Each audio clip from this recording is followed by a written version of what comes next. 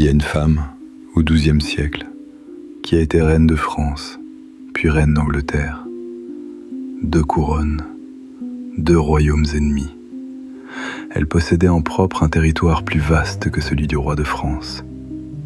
Et puis, du jour au lendemain, elle disparaît. Pendant 16 ans, plus rien.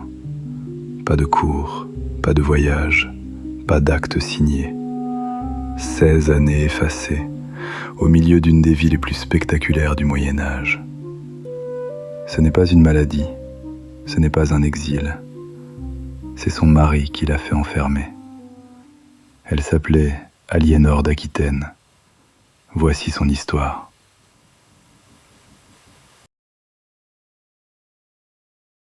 Tout commence par une mort et un héritage.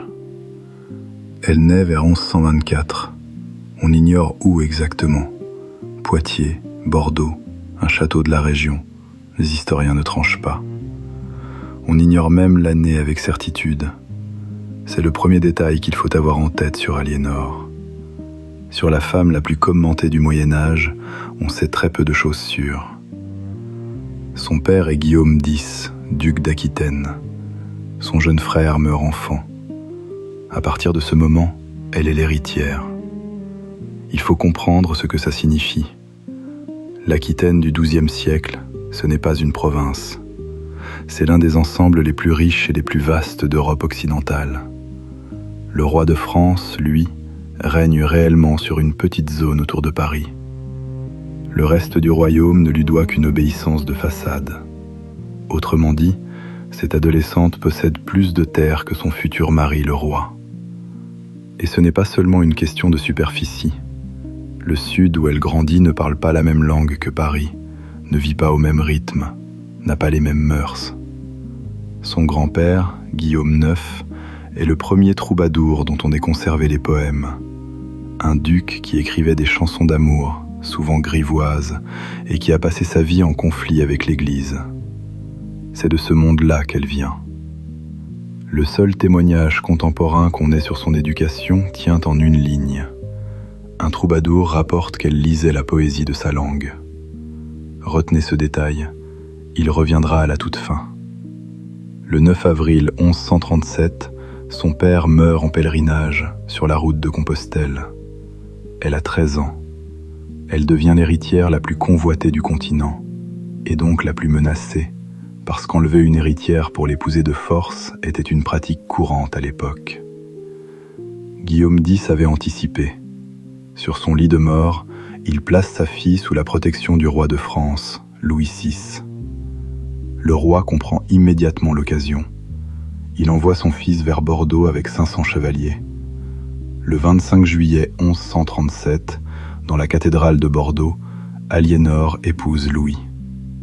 Quelques jours plus tard, un messager les rattrape sur la route de Paris. Louis VI est mort. Elle a environ 13 ans. Elle est reine de France. Le couple ne fonctionne pas. Louis VII avait été élevé pour entrer dans les ordres. Il n'est devenu héritier que par accident, à la mort de son frère aîné. C'est un homme pieux, scrupuleux, mal à l'aise à la cour.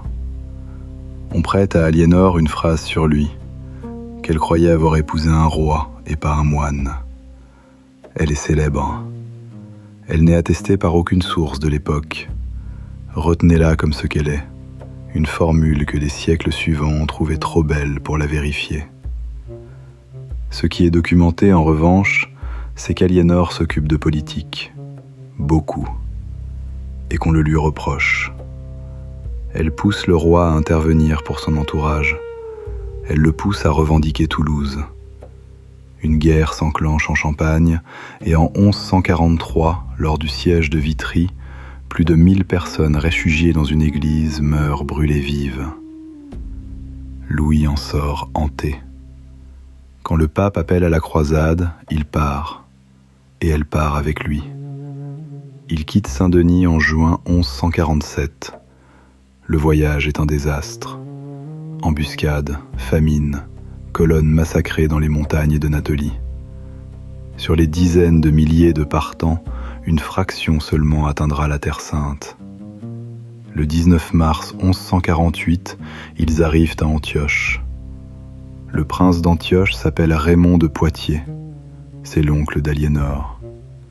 Raymond veut attaquer Alep et reprendre Édesse. Louis veut aller prier à Jérusalem. Aliénor prend le parti de son oncle. Le désaccord est violent. 9 jours plus tard, Louis quitte Antioche en emmenant sa femme contre sa volonté. C'est là que naît la rumeur. Des chroniqueurs insinueront qu'il s'est passé autre chose entre Aliénor et Raymond. Une liaison, un inceste. Regardons ça de près parce que c'est important. Aucune preuve, aucun témoin. Guillaume de Tyr, qu'on cite le plus souvent, écrit son texte plus de 20 ans après les faits. Ce que les sources contemporaines reprochent réellement à Aliénor, c'est autre chose. Elle se mêle de décisions militaires. Le crime, ce n'est pas l'adultère, c'est qu'une femme ait un avis. La croisade s'achève en désastre complet devant Damas. Sur le chemin du retour, leurs 2 navires sont séparés par une tempête. Pendant des semaines, personne ne sait où se trouve la reine de France. On la retrouve en Sicile. En Italie, le pape les reçoit. La question de la séparation est posée pour la première fois officiellement. Il refuse, déclare le mariage valide et les exhorte à se réconcilier. Il rentre à Paris fin 1149, après 2 ans et demi d'absence. L'année suivante, Aliénor accouche. Une 2e fille. Le mariage ne s'en relève pas. Et il y a un problème plus lourd que la croisade. Après 15 ans, Aliénor ne donnait à Louis que 2 filles. Le 11 mars 1152, un synode se réunit au château de Beaugency, sur la Loire. 10 jours plus tard, 4 archevêques prononcent l'annulation. Le motif officiel n'est pas l'adultère, c'est la consanguinité au 4e degré. Ils descendent d'un ancêtre commun. Les 2 filles sont déclarées légitimes, leur garde revient au roi, et les terres d'Aliénor lui sont rendues. Elle a environ 28 ans. Elle est de nouveau la femme la plus riche d'Europe, et de nouveau sans protection. Sur la route qui la ramène à Poitiers, elle échappe à 2 tentatives d'enlèvement en quelques jours. La première par le comte de Blois, la seconde par un guet-apens tendu plus au sud. Elle change d'itinéraire, prend un bateau et arrive à Poitiers. Et là, elle fait quelque chose de stupéfiant. Elle envoie un message à Henri Plantagenet, duc de Normandie, comte d'Anjou, et lui demande de venir l'épouser, immédiatement. Le 18 mai 1152, 8 semaines après son annulation, il se marie à Poitiers. Cérémonie discrète, presque clandestine. Il savait que le roi de France tenterait de l'empêcher. Détail savoureux et parfaitement documenté. Aliénor est plus proche parente d'Henri qu'elle ne l'était de Louis. Le motif de l'annulation vient d'être contourné en 8 semaines. 2 ans plus tard, le 19 décembre 1154, Henri est couronné roi d'Angleterre à Westminster. Elle est à côté de lui. Elle a été reine de France. Elle est maintenant reine d'Angleterre. Ensemble, ils règnent sur un ensemble qui va de la frontière écossaise aux Pyrénées. Elle lui donnera 8 enfants, dont 2 futurs rois d'Angleterre, Richard et Jean. Pendant des années, elle gouverne pour lui. Régente en Angleterre, régente en Anjou, régente dans le Maine. Elle signe, elle arbitre, elle lève des fonds. Puis le couple se défait. Henri multiplie les maîtresses. Il s'immisce dans le duché d'Aquitaine, qui est à elle. À partir de 1168, elle s'installe à Poitiers, chez elle, et gouverne son duché en son nom propre. Le vrai déclencheur, ce sont les fils. Henri II a partagé son empire entre eux sur le papier, mais ne leur donne aucun pouvoir réel. L'aîné, Henri le Jeune, a été couronné du vivant de son père et ne règne sur rien. Et quand le roi décide d'attribuer 3 châteaux au petit dernier, Jean, les autres explosent. En 1173, 3 des fils se dressent contre leur père, Henri le Jeune, Richard, Geoffroy. Le roi de France les encourage. C'est Louis VII, le premier mari d'Aliénor, qui souffle sur les braises. Et Aliénor soutient ses fils, contre son mari. La révolte est écrasée. Les fils se réconcilient avec leur père, comme souvent dans cette famille. Elle, non. Elle tente de rejoindre la France. Les hommes d'Henri la rattrapent. Le 8 juillet 1174, on l'embarque à Barfleur. Elle traverse la Manche sous escorte. Elle a environ 50 ans. Elle est reine d'Angleterre et elle arrive dans son propre royaume en prisonnière. Elle y restera jusqu'en 1189. Il faut être précis sur ce qu'a été cette captivité, parce que l'imagerie populaire se trompe.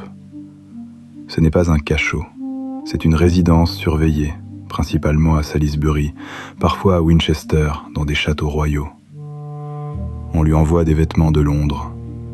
Les comptes du shérif du Wiltshire montrent des dépenses importantes pour son entretien entre 1175 et 1180. Elle sort ponctuellement pour une réunion de famille, pour recevoir un hommage. Elle n'a pas faim, elle n'a pas froid. Elle n'a simplement plus le droit d'exister politiquement. C'est ça, la punition. Pas la souffrance physique, l'effacement. On ne tue pas la duchesse d'Aquitaine. On ne la répudie pas non plus. Henri a besoin de ses terres et une annulation les lui ferait perdre. Alors on la met de côté et on attend qu'elle meure. Et pendant ces 16 ans, le monde continue sans elle. Son fils aîné, Henri le Jeune, meurt de maladie en 1183, à 28 ans. 3 ans plus tard, Geoffroy meurt à son tour, à Paris. Elle apprend tout de loin, avec des semaines de retard, sans pouvoir se déplacer, sans pouvoir enterrer personne. 2 fils sur 8 enfants, et elle n'était pas là. Il faut mesurer ce que représente une telle durée. 16 ans, c'est plus long que son premier mariage. C'est le temps qu'il faut à un nouveau-né pour devenir un adulte. Des hommes qui ne l'avaient jamais vue gouverner l'Angleterre en son nom de reine. Elle a 50 ans quand la porte se ferme. Elle en aura 65 quand elle rouvrira. Le 6 juillet 1189, Henri II meurt. L'un des tout premiers actes de son successeur, Richard, est d'envoyer Guillaume le maréchal en Angleterre avec un ordre. Libérer ma mère. Ce qui se passe ensuite est probablement le plus impressionnant de toute cette histoire. Une femme de 65 ans sort de 16 années d'inexistence politique et reprend le pouvoir comme si elle ne l'avait jamais quitté. Richard part en croisade presque aussitôt. Il sera absent des années. Pendant tout ce temps, c'est elle qui gouverne. Elle parcourt l'Angleterre, fait libérer des prisonniers, reçoit des serments de fidélité au nom de son fils, tient le royaume. Et elle connaît ce royaume mieux que personne. Elle vient d'y passer 16 ans, château par château. Puis arrive la catastrophe. Sur le chemin du retour, Richard est capturé en Autriche, puis livré à l'empereur. La rançon exigée est monstrueuse, 150 000 marks d'argent, l'équivalent de plusieurs années de revenus du royaume. Le pays est pressuré. On taxe les laïcs, on taxe le clergé, on fonde l'argenterie d'église. C'est Aliénor qui pilote l'opération. Et quand la somme est réunie, elle ne l'envoie pas. Elle y va. À près de 70 ans, elle traverse l'Europe pour aller chercher son fils elle-même. Richard est libéré le 4 février 1194. Sa mère est là. 5 ans plus tard, Richard meurt d'un carreau d'arbalète devant un château du Limousin. Elle enterre un troisième fils. Il reste Jean, le dernier, celui que personne ne voulait. Elle se bat pour lui et elle l'impose. En l'an 1200, à environ 76 ans, elle repart. Elle franchit les Pyrénées en hiver pour aller chercher en Castille sa petite fille Blanche et la ramener en France, où elle épousera le futur roi. Cette femme a passé 16 ans enfermée. À 76 ans, elle traverse une chaîne de montagnes pour marier une adolescente. 2 ans plus tard, à Mirebeau, elle est assiégée par son propre petit-fils, Arthur de Bretagne, qui conteste le trône de Jean. Elle tient. Jean arrive, la dégage et capture Arthur, qui disparaîtra dans des circonstances jamais élucidées. Elle a alors près de 80 ans. Elle se retire à Fontevraud, une abbaye d'Anjou où elle vit ses dernières années parmi les religieuses. Elle meurt au printemps 1204, vers 80 ans, à une époque où l'on en vivait rarement 45. Elle a vu mourir la plupart de ses enfants. Elle a vu naître le royaume qui allait démanteler l'empire de son mari. Et c'est là que commence l'autre histoire, celle qu'on a racontée à sa place. Parce qu'il n'existe aucune biographie d'Aliénor écrite de son vivant. Aucune. Elle apparaît en marge de chroniques rédigées par des clercs, presque toujours à propos des hommes qui l'entourent. Sur la femme la plus célèbre du XIIe siècle, les documents sont dérisoires. Alors on a comblé, d'abord en noir. Des chroniqueurs hostiles aux femmes de pouvoir en ont fait une reine adultère, une intrigante, presque une créature démoniaque. C'est de là que viennent l'affaire d'Antioche, les rumeurs de liaison et une histoire tenace où elle aurait empoisonné une maîtresse de son mari. Pure invention. Ensuite en doré. Le XXe siècle en a fait l'inverse. Une héroïne moderne, une protectrice des arts, l'inventrice de l'amour courtois. On lui a même attribué des cours d'amour à Poitiers, où des dames auraient jugé des affaires de cœur. Sauf que ces cours d'amour viennent d'un traité écrit plus tard, largement satirique. Des troubadours fréquentaient bien sa cour, le reste a été ajouté. Les deux légendes disent la même chose. On n'a pas supporté le vide. Il reste une chose pourtant, et elle est à Fontevraud. Son gisant. Une femme allongée, couronnée, sereine, et entre ses mains, un livre ouvert. C'est le premier gisant connu en Europe à représenter quelqu'un en train de lire. Pas une épée, pas un sceptre, pas des mains jointes, un livre. On ne sait pas qui a voulu ce détail, on ne sait pas ce qu'il fallait comprendre. Et si vous vous penchez aujourd'hui sur cette pierre, vous verrez que le livre est ouvert sur 2 pages parfaitement vierges.